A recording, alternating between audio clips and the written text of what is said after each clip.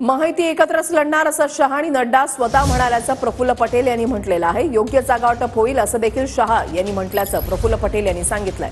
तर मुख्यमंत्रीपदाबाबत सर्वजण बसून निर्णय घेतील असं देखील प्रफुल्ल पटेलांनी स्पष्ट केलंय। नड्डाजी भाजपाचे अध्यक्ष आहे, अमित शहाजी भारताचे गृहमंत्री आहेत, त्यांचे पक्षाचे पुढारी आहे।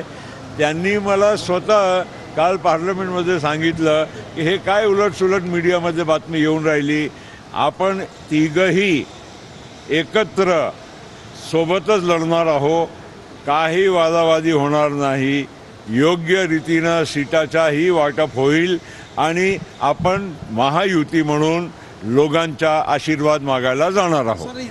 पुढच्या निवडणुकीच्या नंतर ते आम्ही ठरवू ना, त्यांना बाकी लोकांना म्हणजे काय घाई आहे।